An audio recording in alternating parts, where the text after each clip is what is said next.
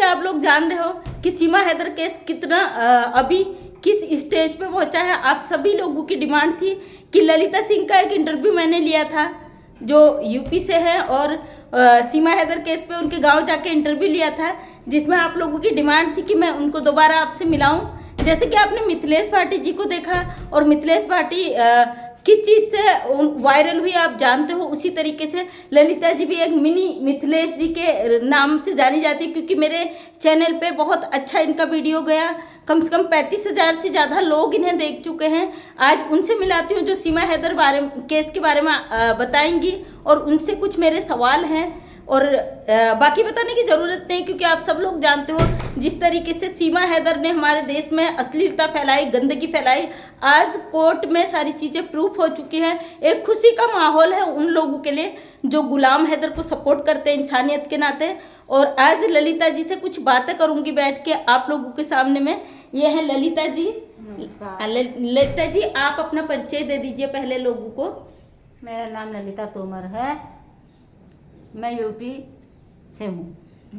आपका मैंने एक इंटरव्यू लिया था आपके गांव आके, जिसमें कुछ लड़कों का और आपका इंटरव्यू लिया था। उसमें सीमा हैदर आप जानती आपके यूपी से है, और किस तरीके से वो महिला घुस के अभी तक अश्लीलता फैला रही थी। पहले आप सीमा हैदर के बारे में कुछ बताइए अपनी राय, उसके बाद मैं आपसे आगे क्वेश्चन पूछती हूँ। सीमा हैदर के उससे हमारी एक ही राय है कि वो चुपचाप अपने बच्चों को उठा के अपने पाकिस्तान अपने पति के घर पहुँचे और अपना घर फिर से संभाले।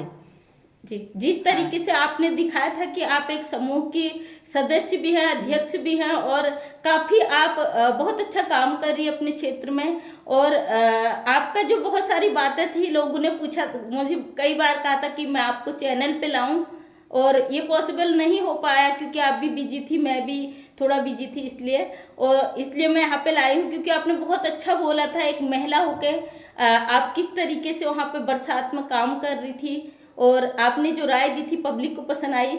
आप एक महिला हो यूपी से, तो अपना थोड़ा बताइए कि कैसे आप एक सदस्य होने के बाद घर भी मैनेज करती है सब कुछ। हमें अपनी घर की फिक्र है मैडम जी। हमें अपने बच्चों से अपने पति से बहुत प्यार है जी। और अपने देश से भी बहुत प्यार है जी। इसलिए हम अपने घर परिवार अपना देश सबकी मर्यादा को देखते हुए जी हम अपने घर को संभालते हैं।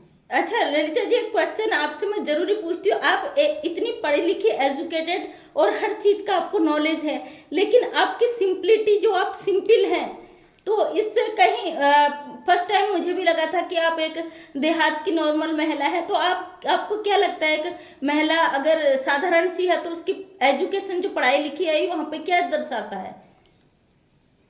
हमारी सिंपलता ही हमारी पहचान है जी, क्योंकि हम हिंदुस्तानी हैं जी। हमें अपने हिंदुस्तान को रोशन करने के लिए जी एक सिंपल बनने से ही हमारा सब कुछ सही होता है, और ये संस्कार हमारे बच्चों पर, हमारी फैमिली में, परिवार में, सब पर जाता है जी। और इसीलिए लोग हमारी इज्जत भी करते हैं और हमारा सम्मान भी करते हैं और हमसे पूछताछ भी करते हैं। आप हमारे भारत की उन महिलाओं के लिए क्या कहना चाहेंगी जो घर के साथ, अपनी पढ़ाई के साथ सब कुछ करती है, वहीं पे जो इनलीगल महिला सीमा हैदर हमारे देश में आई है, इन दोनों में क्या समानता हो सकती है? बहुत समानता हो सकती है मैडम। सबसे बड़ी बात तो यह है, जब से सीमा हैदर हमारे यहाँ पहुँची है हिंदुस्तान में जी, उसने हमारे हिंदुस्तानियों को आपने नीचे दबा दिया है जी। वो अपने लटके झटके अपना जो भी एटीट्यूड है दिखा के जी, वो हमको दबा रही है जी। हम हिंदुस्तानियों को मतलब कुछ, हम उसके आगे कुछ नहीं है। बिल्कुल। जैसे मैंने एक वीडियो देखा था उसका कि व्रत में ये खाना चाहिए, वो खाना चाहिए, ये सही होता है, ये गलत होता है। वो कौन होती है हमको बताने वाली? जी जी हाँ, मैंने भी देखा था, जिसमें वो ये संदेश दे रही है भारत के लोगों को कि कम से कम व्रत में शाकाहार रहें। इसको लेकर आपके गांव में, आप यूपी से हैं और वो भी यूपी से है, तो कैसा माहौल है वहाँ लोगों का? तो उसको देने की जरूरत है, हमको नसीहत देने की जरूरत उससे नहीं है जी। हम खुद जानते हैं हमें क्या करना है क्या नहीं करना। हम हिंदुस्तानी हैं। आपने अभी नवरात्रे चल रहे हैं, क्या आपके व्रत हैं? हाँ, मेरे पूरे व्रत हैं। कल को मैं कन्या खिलाऊंगी जी, और मेरे 9 दिन का व्रत है जी। और हम तो लौंग का जोड़ा टूंग के भी व्रत लेकर अपने घर परिवार की सलामती के लिए जी ऐसा व्रत लेते हैं। आप अपने बारे में क्यों बताएंगे? हम ये खाते हैं, वो खाते हैं, अच्छा, एक मिनट में आपको रोक रही हूँ। आप क्या इस नवरात्रि में फलाहार या कुछ लेती नहीं है? मैं झूठ नहीं बोलूँगी, मैं शाम को जी। सैदा नमक के आलू का फरार करती हूँ बस, अच्छा और खाना पीना कुछ नहीं खाती हूँ। अच्छा। और ना ही ये फ्रूट जो बता रही है, जी। इसको हमें बताने की क्या ज़रूरत है? जी। हम अपने मैया के लिए, अपने घर परिवार के लिए व्रत लेते हैं तो हम अपने हिसाब से लेते हैं।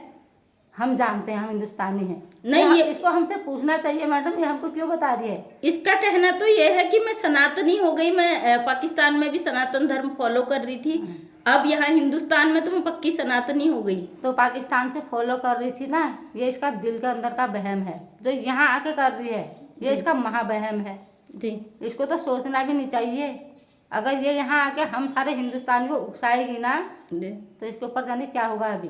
बिल्कुल। हाँ, ये हमको बताने वाली होती कौन है? इसका एक बहुत सारी वीडियो वायरल हो रही है जिसमें इसको मारा जा रहा, पीटा जा रहा है। आपको क्या लग रहा है, इसमें ये खुद वायरल कर रही होंगी या किसी और का हाथ है? अभी वहाँ से पबजी के प्यार में यहाँ तो पहुँच गई है। जी जी। यहाँ के अपने जहाँ रह रही है वहाँ ये मार खाए या कुछ करे, इसे हमें कोई मतलब नहीं है। जी। है नहीं जी, जी। ये तो इसका मैटर है। जी। और ये जो हम लोगों को सारी वीडियो डाल डाल के ये गलत कर रही है। इसने एक पति का घर उजाड़ा, जी। दूसरा बेटे का घर उजाड़ी है। सचिन कोई दूर का थोड़ी है, चाहे वो लप्पू है, झिंगूर है, सचिन है तो हमारा हिंदुस्तानी। बिल्कुल। वो उस बच्चे को भी गुमराह कर रही है जी। मेरे नॉलेज में। जी। हाँ। एक आप गुलाम हैदर जो इसका पति है उसके लिए कुछ कहना चाहेंगी, संदेश देना चाहेंगी? हाँ, उसके लिए तो मैं यही कहूँगी, मैंने एक दादी का भी वीडियो देखा था इसमें, हांगकांग। उन्होंने हाँ हांगकांग से उन्हें रो के बहुत सपोर्ट करा था उसको। जी। लेकिन वो एक दादी है, एक माँ है, एक बूढ़ी महिला है, उसने इतना कुछ सोचा उसके लिए, उन्होंने रिक्वेस्ट भी की थी। जी जी। है नहीं जी, देखा था। हाँ, रिक्वेस्ट भी मांगी थी। मैं उनके रिक्वेस्ट को भी वो करती हूँ, लेकिन हाँ मैंने पहले भी कहा था कि गुलाम हैदर मेरा भाई है। बिल्कुल है, जब सीमा बिगड़ उसके हमारी भाभी बनने यहाँ आ गई हिंदुस्तान से, तो वो हमारा भाई क्यों नहीं हो सकता? बिल्कुल है, वो भी तो इंसान है। आप गुलाम हैदर को एक पाकिस्तानी होने के नाते सपोर्ट कर रही हो, इंसानियत के नाते? मैं कहीं से उसे सपोर्ट नहीं करूँ, मैं हिंदुस्तानी होने के नाते उसको सपोर्ट कर रही हूँ जी। क्योंकि हिंदुस्तान में भी हिंदुस्तानी रहते हैं जी। और पाकिस्तान में मैंने पाकिस्तान रहते हुए देख लिए। सब हिंदुस्तानी ऐसे नहीं होते, सब पाकिस्तानी गलत नहीं होते हैं जी। और गुलाम हैदर जो है वो एक बहुत दुखी बाप है जी और दुखी पति है जी। जिस औरत ने चक्कर कटा के उसको बेचारे को जी कहाँ से कहाँ पहुँचा दिया जी। है नहीं, मैं उसके लिए दुखी हूँ क्योंकि वो भी हमारा भाई है, मैंने बोला था जी। लेकिन हाँ वो हमारा भाई है। अच्छा ललिता जी, एक बात और पूछना है, आप यूपी से हैं, आपने इलेक्शन भी फाइट किया है और आप ठाकुरों के खानदान से आती हैं। और कहते हैं आपके यहाँ, मैंने देखा है क्योंकि मैं भी यूपी में रही हूँ टीचर, तो मैंने सुना है कि वहाँ पे जो ठकुराइन औरतें होती हैं वो खेतों पे नहीं जाती हैं, इज्जत अदब से अपने पर्दे में रहती हैं। तो ये जिस तरीके से रील बनाती है, बिल्कुल आधनंग शरीर दिखाती है, उस बारे में क्या आपकी ठाकुराइन महिलाओं में ये चीज़ देखी गई है, होती है? अब मैं आपको क्या बताऊं, मैं तो सबसे ज़्यादा सीमा हैदर को नहीं बोलूँगी इस बात के लिए, इस बात के लिए बोलूँगी मीणा परिवार को। जी जी। इस औरत ने आके एक ठाकुर बताते हैं अपने आप को मीणा, पता नहीं क्या होते हैं ये तो मैं जानती नहीं हूँ ठीक से। हमारे परिवार में तो तोमर खानदान से हूँ मैं जी। हमारे वहाँ तो पल्लू सर में रख के जी, यूँ पल्लू सर में रख के हम अभी आपके संग बैठे हैं तो इज्जत से हम जैसे भी बैठ सकते हैं मैडम। ये हमारा होता है, ऊपर से हमारी चुन्नी पड़ती है जी, तब हम बाहर निकलते हैं। देखा है मैंने, मैं रही हूँ, मैंने देखा है। मीणा परिवार को तो इसने सास को भी नाचने वाला बना दिया, ननद को भी नाचने वाला बना दिया, पूरा परिवार को डांसर बना दिया। ये कैसा मीणा परिवार है बताइए आप? जी बिल्कुल सही। देखिए, मैं तो ठाकुर परिवार से नहीं हूँ, तो मैं आपसे पूछती हूँ कि आप ठाकुर बिरादरी से हैं और आपके बिरादरी में इसको किस नज़रिए से देखा जाता है? हमारे बिरादरी के लोग इसको बहुत गलत समझ रहे हैं जी, है नहीं। और मेरे साथ साथ सारे मेरे गांव वाले, पास पड़ोस वाले, जब हम बैठते हैं हमारी बातें होती है जी, कहते हैं इसको तो पाकिस्तान से यहाँ आने की क्या ज़रूरत थी। और हमारे हिंदुस्तान में जो मोमडन हैं जी, वो इतना अच्छे हैं, इतना अच्छे से रहते हैं, उनके संग हमारा खाना पीना सब बराबर रहता है, बिल्कुल घर परिवार की तरह रहते हैं हम जी। जो पहचान देनी थी यहाँ के मोमडन भाई बहन को क्यों नहीं दी? बिल्कुल जो इसको मिल रही है यहाँ, वो AP सिंह जो सर है जी जी, वो इसको वहाँ से आई है तो इतना सम्मान देना, उसके मामा बन गए, किसी के भाई बन गए, तो कोई गरीब मोमडन भाई का यहाँ हमारे हिंदुस्तान में बनते तो कितना पुण्य मिलता है इनको। बिल्कुल। निर्भया वाला केस को लेके एपी सिंह जिस तरीके से पॉपुलर तो क्या कहेंगे, ऐसी पॉपुलैरिटी तो शर्मनाक है।